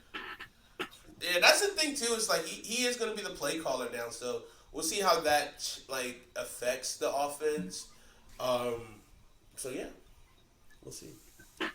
So we got all right. So your guy is Justin Fields. Justin Fields. Yeah. Sam Ellinger / Trey Sermon. I would love to see that. You get way more credit. If your guys win, you get way more credit. I'm going the easy way out. We need to get Jonathan's, but you right now, we'll vote who is the best out of our three, and then we'll weigh it of how easy the guess was. Down now so I don't forget. Yeah, we need to get Jonathan's, but yeah, I think that's good. Oh, Dobbs is in. They took Haskins out already. Get Dobbs off the field. What's his name? He came in at end of the second quarter. I think I know. Third. Oh, touchdown. You're ahead of me, thanks. Sorry. Sam Ellinger. This guy has a TikTok. He looks like he's 900 years old. Dobbs? Yeah. Yeah, he does. I thought he was going to be the starting guy once he came back, but they traded him to Jacksonville, and he just didn't do anything in Jacksonville. Now he's back. Dang, they got 3 backup quarterbacks. I wonder who's going to... Oof. He took a hit. I don't know why. Dobbs just reminds me of Josh Johnson, who just signed with the New York Giants. I didn't know he was 900 years old, by the way. He's been in the league for so long. I didn't know that. He was in the XFL. Wasn't he? No, he wasn't. He was about to be in the XFL, but then he signed with Washington. No, it wasn't. He was with the Fleet. The other league. USFL. Yeah. True. What else are we talking about today? That was a long conversation we just had about camp. Yeah. You love training camp, man. Yeah, that's my favorite time of the year because you still are winning the Super Bowl. Right now, we're still winning the Super Bowl, right? For sure. And then until week 1. Even if our team looks shitty in preseason, because you want your team to look shitty in preseason. Yeah, that's where they make the mistakes. Oh my God, Kirk Cousins threw 7 interceptions in practice. Yeah, you know why? Because he's seeing how he can do it in games, right? You want him to throw it there. You know what? Camp interception, good. Preseason interception, good. Great. Amazing. You got it on tape, and you can break it down. You know what I don't want to see? A broken play by the defense, and all of a sudden Justin Jefferson's wide open for 900 yards. Because that's not going to happen again in the Super Bowl, hopefully. Or, yeah, man, hopefully it does, but it's not going to happen regularly. I want to see the tough plays. Yeah, that's what we want. But Tua might show up. I'm going to have to pick. When Jonathan puts his in on writing, I might have to pick. What about Davis Mills? Who the fuck is that? Quarterback. No. They got no. No. They don't have an offensive line. Remember when they went and got I'm done talking. Every running back under the sun. No, but they spent their future on Tunsil for no reason. Yeah, and they still don't have picks this year either. I don't know. I don't know what's worse. Yeah, and then the Cowboys trade to the Cowboys Vikings trade or this trade. Well, what was the Cowboys? We gave them every one of their Super Bowls. We gave them the Herschel Walker trade. To me, used to be the worst trade in NFL history. We gave them like 4 first rounders. They got Deion Sanders from that. They got like their whole DB. Like everyone that was good for a while, we gave them pretty much. And we got Herschel Walker who ran for 800 yards for us. That was pretty bad. We gave them 3 Super Bowls in the 90s. This is looking like they built a whole team off of one trade. Loki gives me Ricky Williams trade vibes. Oh yeah, the draft. Yeah, you don't care about nothing here. You want Ricky Williams? 7 rounds. There you go. But yeah, I don't know. I'm trying. I feel like there's like another guy that like I want to say, but like it's not coming to mind. So I really need to ponder it on the toilet for a couple of days. Yeah. Well, we're gonna get it. McCorkle. That I don't even know what I didn't even know the Patriots played preseason. I thought they just refused to do it. I don't know. That's true. I've never watched a Patriot preseason. Yeah, so like they're running wing T out there. I don't fucking know. I've never watched a preseason Patriots game ever. Legit. I've literally never won. Texans could run the wing T with the amount of running backs that they got. Yeah, but they're all slow. Hey, it is what it is. He ain't got to be good. They're actually running like a real wing T. They're like 3 power backs in the back. They don't even actually have wings. It's just like the wishbones. They're just like, they'll probably hire Coach Todd, run the offense. God damn it. I was explaining, bro. I was explaining to like Locked On Vikings guy, like power, like I fucked up my numbers. Right is even, left is odd, right? Yeah, right is even, left is odd. So it's 0-2. Is it zero's is it 2? Head up on the center. And then 2 is between the center and the guard. 4, 6, and then 8 is a sweep, right? Yeah, 1 is on the shoulder of the center. 2 is that inside. No, that's defense. You're thinking defense. Oh, okay. Awesome. So I'm running a 32 power, right? Yeah. That means the this is getting really into football. If you're not super into football, so that's like the halfback is the 3 in most times, right? Yeah. A 43 would be the fullback if you're in a weird offense, but a 32 would be like the halfback's taking it between the guard and the center on the right side, right? Right. I was explaining that like power. And power was like 46, 47.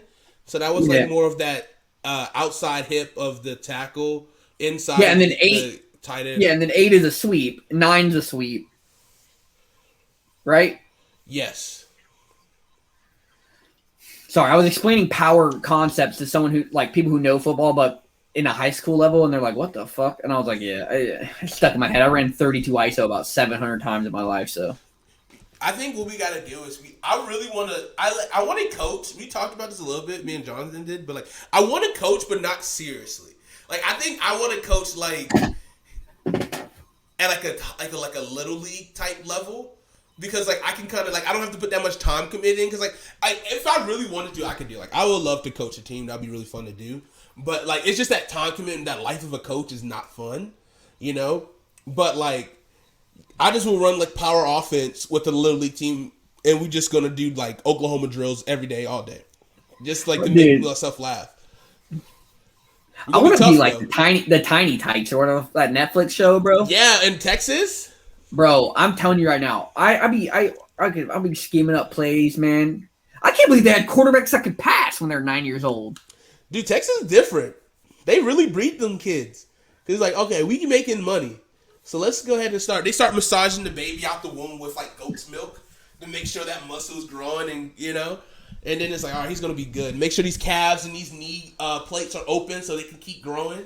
Make sure they don't do nothing crazy. That's what you gotta do. You gotta plan. It's about long-term planning. Long-term planning for the bag. But let's go into our building our super team conference, right? So this is kind of an idea based off of the fact that Oklahoma and Texas are moving. I don't know if it's official yet. It's official. It's official. Texas and Oklahoma moving to the SEC in 2025, leaving the Big 12, which is pretty interesting. And then with the fact that with college players can make money, like I feel like we're heading towards a super conference. Like the SEC could just really morph some of the best teams in the country and make one conference where they are succeed from the NCAA and just do their own thing. And I think that would be amazing. And so now which got us thinking like, who will be in our super team? Like how could we construct our super league? Who will be in it? And like rules and stuff like that, right? So the first team I'm gonna have, and of course, you know, I don't play favorites or anything like that, but I'm gonna go with the Georgia Bulldogs, of course. How many teams are you doing in your super conference? How many teams are making it in?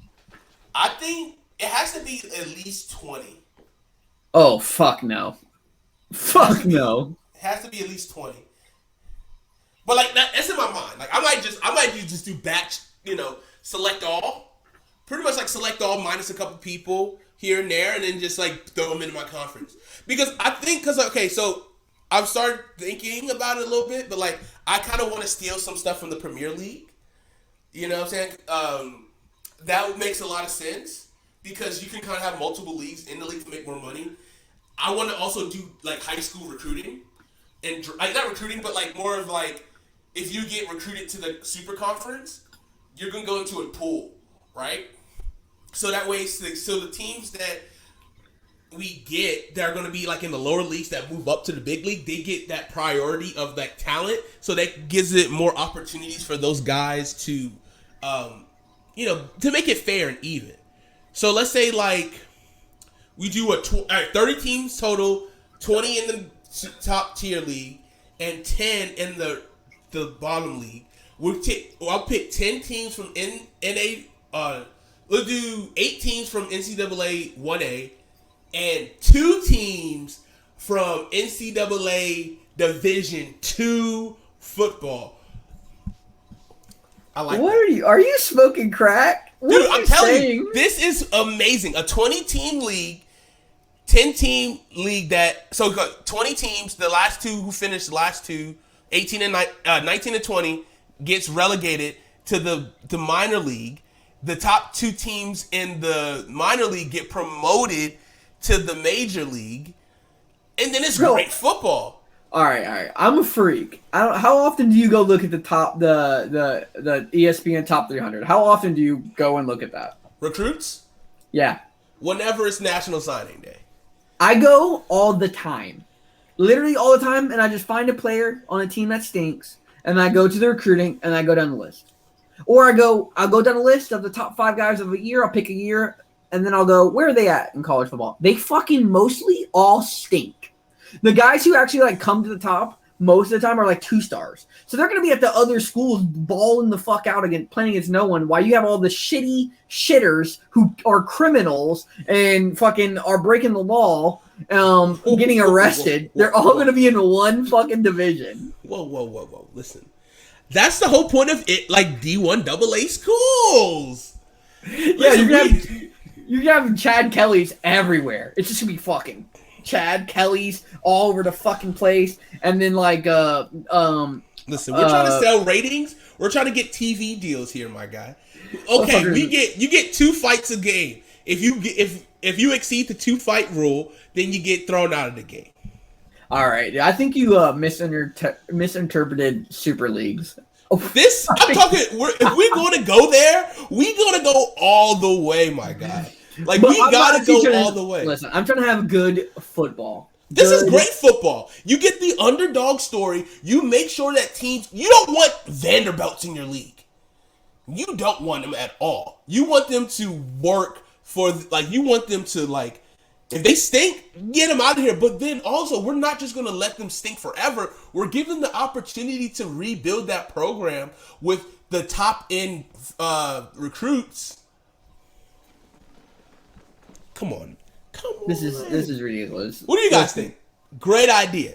That's terrible. Because the Premier League, like, you see how many followers the Premier League has? People love it. People have that like passion for their team, their city. And it sucks if your team is into the shitter.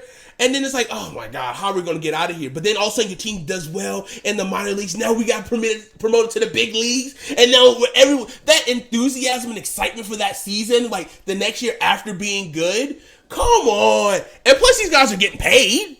Let's forget that. Let's be honest here. Okay, I want you to go back and think about when teams got invited to the playoffs when they shouldn't have been, and they absolutely get fucking walked on, because that's what's going to happen. And every team you bring up, they're going to give you the ones that get demoted.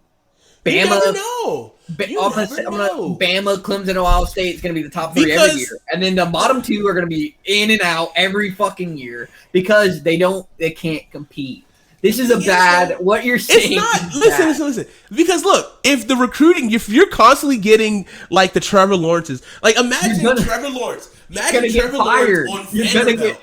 The coach on Vanderbilt. And then all of a sudden they got like a Sammy Watkins as well. So we paired these guys up with a 1-2 combo who are first round pick caliber, and they're playing on Vanderbilt? Bro. And now all of a sudden they can just ball the fuck out and go to... I know you're going to put Coastal Carolina in there. All right. Of course. Shout out to them Chanticleers. Okay. As soon as that coach gets the Coastal Carolina Chanticleers, we're not little cats. We're dogs. As soon as he gets his team into fucking Premier League, he's going to get hired to be a coach somewhere else. He's not leaving because the amount of money that you're going to make in the Super League, the only place you go from the Super League is to the NFL. You're going to get fired. You're talking about, here's the thing, bro. You know it. What's going to happen is like, as soon as they're going to hire you, you're going to get 2 years to get them into the fucking Premier League. As soon as you don't, you're fucking gone. They're going to, the people in the shitter are going to be constantly in the shitter because they're going to be like, well, your recruits suck. And then when you get fired, your recruits are fucking transferring to fucking North Carolina Central because at least they can fucking play. They're like getting to the national championship on national TV. This is a horrible idea. It's a good idea. You're saying sucks. It's a good idea. Because even still, if you're in the circle, you're winning a championship every year. It might not be the premier championship, but you're winning the minor league championship. So you go win a good year, go championship, hope for next year, and then 0-16 next year, go back down, and then do it again. And then you don't get. No one commits to you because they know that you're 0-5 already. So they're like, but they have to go to you. That's the thing. That's the draft order. It's going to those guys get the first picks. Who gets the first?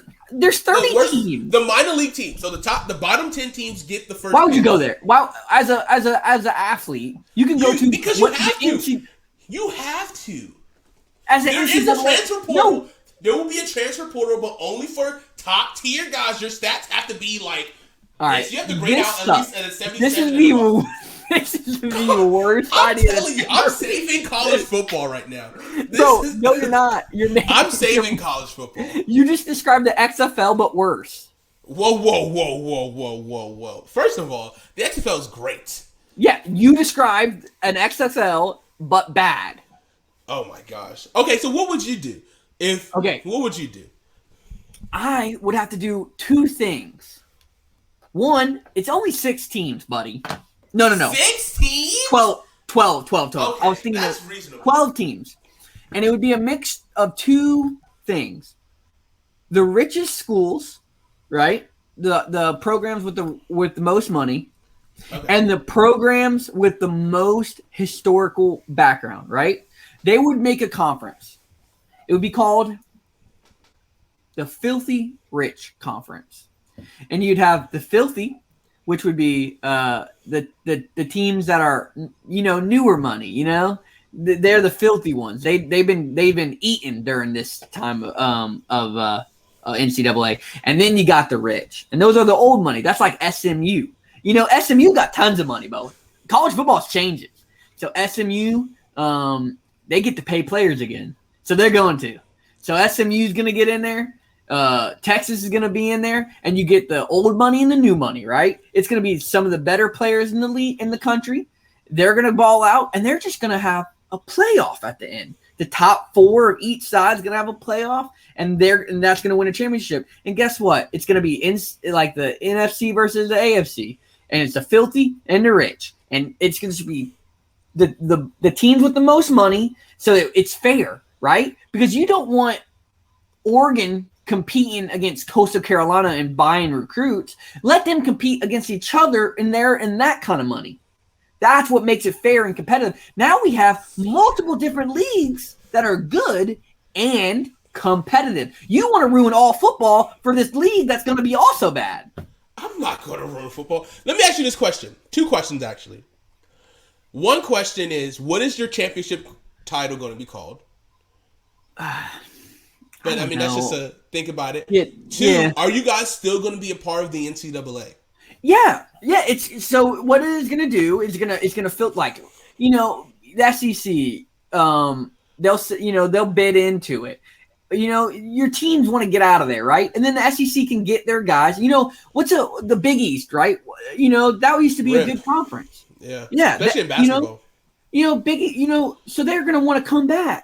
Right? So you just got to figure out the schools that are going to make the board, and then everyone else can, could you imagine some random team getting in the SEC? And, to the typical fan, no, yeah, but, to the typical fan, you're like, damn, they must be getting good. They're in the SEC. The SEC normally, the guy who just watches college football, he's like, damn, they're in the SEC now. I'm going to tune in. And then they're like, primetime games are all fucking the filthy rich whatever. So the 1:00 games are all, just their normal games.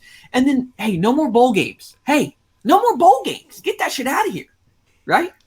Let everyone not in the filthy rich have their whatever playoff. I don't even care. It'd be like Division 1 versus Division 2. The filthy rich is in their own division. They're tier 1. Right? They don't play out of conference. So you get that. So this is your Premier League that you're thinking, buddy. This is a better version. You have the filthy rich, that's 12 teams. They get a playoff at the end of the year, and they're elite talent. And then you get the original college football where people are fairly recruiting against each other. Instead of fucking SMU buying the 8th cousin of Ferrari so you would go there.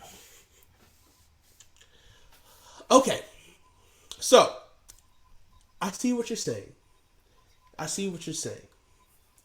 But it's terrible. There's no pizzazz. There's no, appeal. Okay, we just got another 12 conference. I like the name. It's kind of funny. But when you come across that clicker, you're on DirecTV, Verizon, Comcast, whatever you guys are cable provider, Twitch, Amazon Prime. You're watching it. YouTube TV.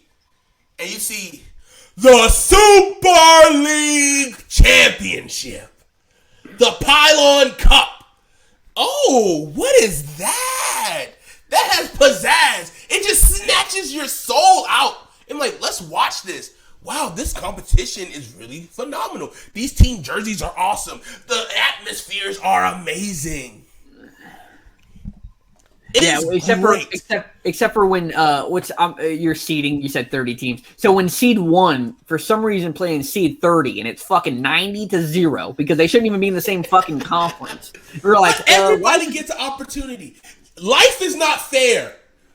But sometimes the little dog can beat the big dog. We're gonna run that story over and over again. Who's gonna be the Cinderella of December? Who's gonna, when the clock strikes midnight, who's going to be looking like a pumpkin and who's going to be riding to the next round? It's going to be straight electric. We're going to hire Pat McAfee. All of your young influencers are going to be there. It's going to be hot and hip. There's going to be parties in the student section. There are going to be raves. There's going to be drugs. There's going to be alcohol. It is going to be superior. It's going to be awesome. I'm a football purist, and this is anti-football. I won't stand for this. Listen, we're trying to move the game into the next generation, okay? We are succeeding from the billionaire monopoly of the NCAA, and we're creating something new. It might seem a little scared. Like, on your first day of high school, you just did middle school, and you were the king in 8th grade. You were the king of your school. But now you're into a whole new world. You're in 9th grade. You're going to JV football. You're like, I don't know if I can compete with these boys. These boys are large. You walk into the locker room and you see these big boys like, oh, and they're barking at me. Like, what am I supposed to do? I'm this 13-year-old kid. My balls barely drop, and I am scared. But that's what makes it great. That's what makes it great. No. Because you're on JV and they're on varsity. That's different. It is different. But it's a new world. It's hey, listen. There's a good little meme that answered this right. What's up with this RPO junk? Why aren't we just lining big boys up in the hole and see who wins? That's real football. And that's what I'm talking about. I'm tired of this bullshit you're talking about. It's blasphemy and it's anti-football. All right, you want sideshow. You want Vince McMahon League. And that's fine. But don't talk about college football like that. Listen, college football is one of the greatest sports because of the fact of the passion of the fans. The excitement of teams who are not normally good but making that run into the playoffs. And that's not actually a thing. That's not a thing. But it will be a thing in the Super League. And that's what I'm trying to say. We want to give these little guys every single opportunity to be that Cinderella. Listen, this is a bad idea, and I'm tired of you dragging this on. Listen, it's a great idea. We will bring this up. I will have a full presentation next week on the show. So if you look for anything next week, possibly. They're going to not tune in. This is the worst idea of all time. I'm telling you, 30 players, 30 teams. You can't even name 30 colleges that I want to be in the league. Exactly. You don't want to just have straight powerhouses. It's a mixture of top tier, mid tier, and low tier. You get a nice little mix. Alabama, right? Alabama has commits for like 6 more years, bro. But the thing is, though, we give the lower schools. I'm decommitting. Better talent. I'm decommitting. Even out the playing field. Hey, I actually committed to Oregon because they have a nice facility, and I'm not going to Texas A&M, who lives in Texas. Fuck that. I'm going to decommit and go somewhere else now. But that's the thing. That's not a thing in the Super League. You get drafted like the NFL. Oh, yeah. I'm decommitting, and I'm going to go play in another league. Fuck that. I'm going to go back to the NCAA. You're going to miss a check. Kids are getting $250,000 a season. Okay, you get a full million if you play all 4 years. Okay, now and that's just base salary. This is still a bad idea. Now you're just making things that are not possible. Who's funding this? Idea. Who's funding this? Listen, don't worry about these guys who funded it, okay? Listen, look, hey, you don't have to worry about who's funding this. The money's going to be there. The talent's going to be there. Excitement's going to be there. Hey guys, I don't even know if anyone's watching at this point. Jonathan's not here. CJ's professional mind is gone. Listen. We're going to be streaming on TikTok, Twitter, Amazon Prime. Jeff Bezos just donated $1 billion to the Super League. Jeff Bezos, if you're listening to us, let's make this a reality and let's make a league. Who cares about trying to buy into the NFL? Let's create this Pylon Super League and help us to the world. Hey, I'm going to damper this right now. You ready? We can't Okay. stop colleges from molesting players, and you want to give them $1 million? You gotta act like this is the real world. You're gonna give these boys money, and then they're gonna molest more boys. Listen.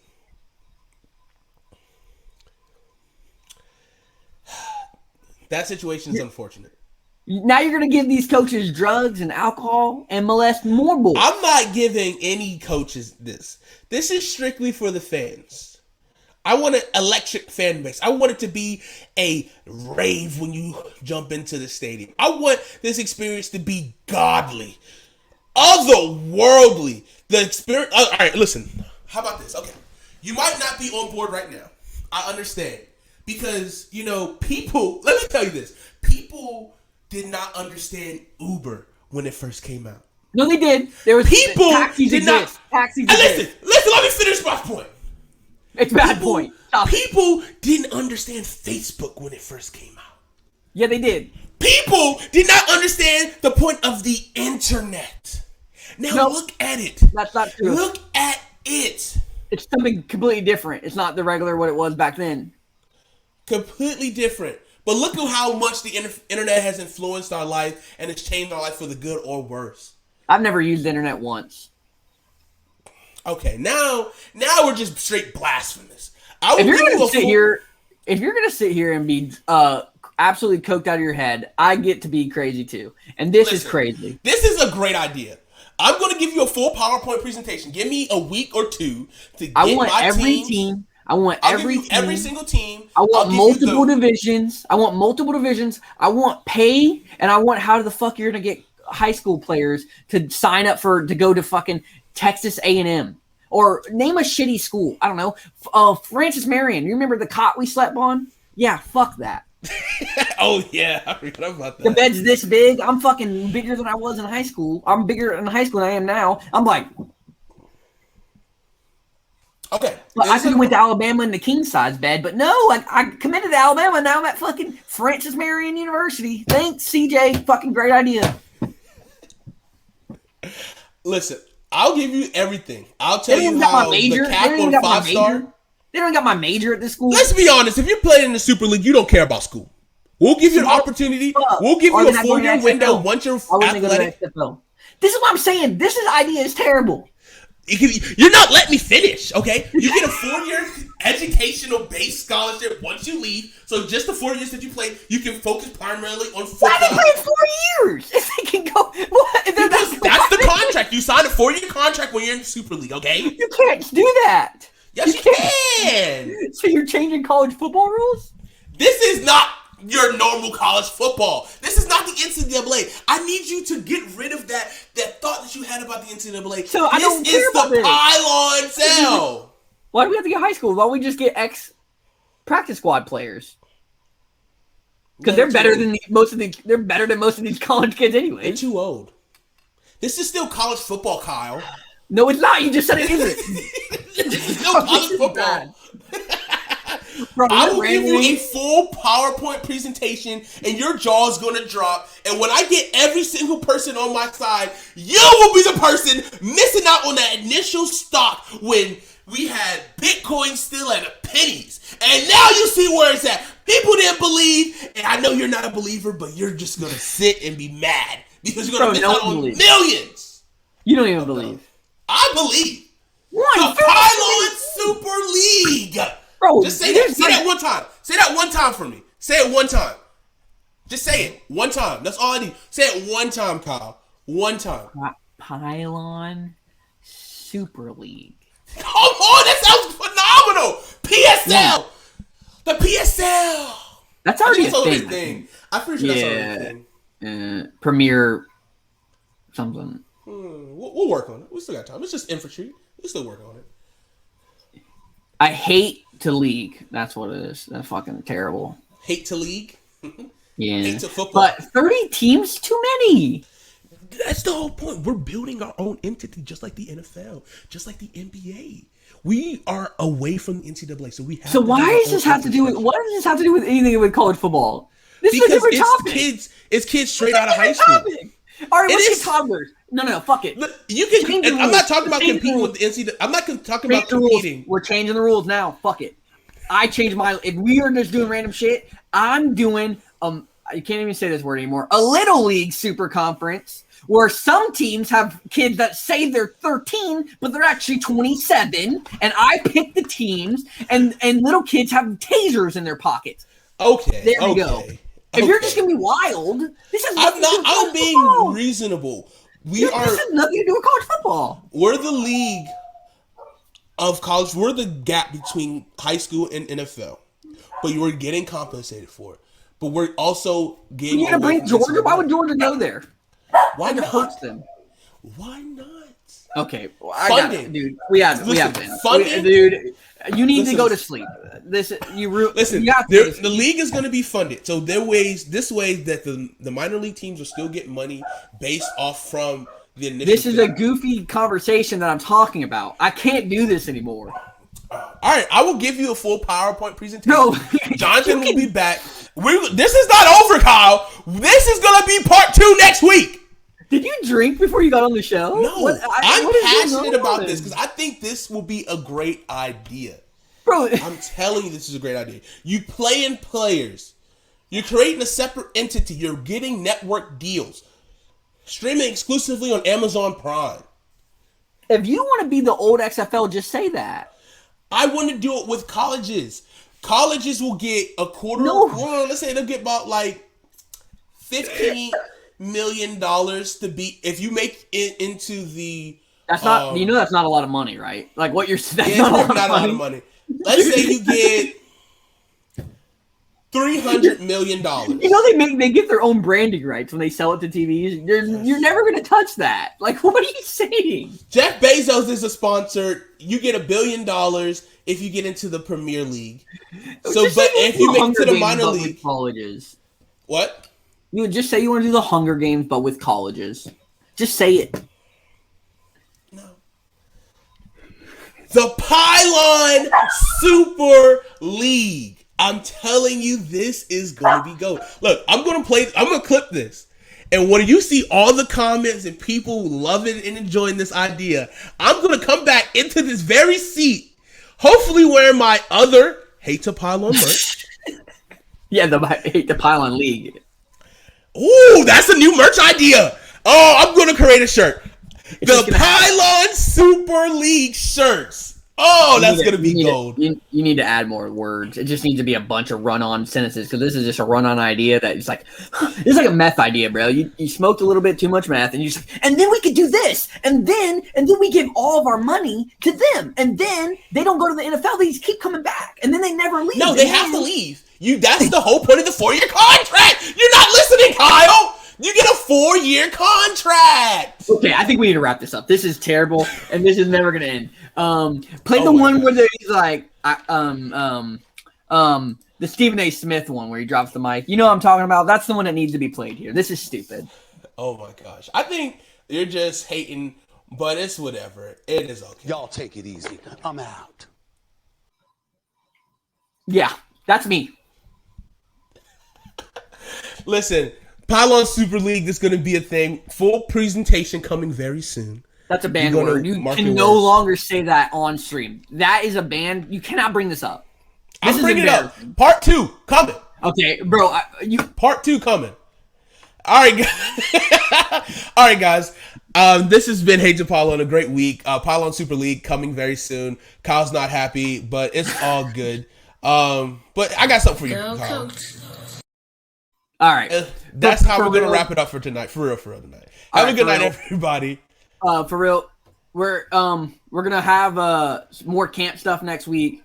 Jonathan might be back, might not be. He's doing business stuff. We're gonna talk about some preseason stuff Thursday. And we might talk about Cowboy stuff. So if you're interested in that, come in. We'll do a little quick review of Hard Knocks and some more camp stuff. Hard Knock reviews and the return of the trash run. I don't know if you've been here when we've done the trash run. No.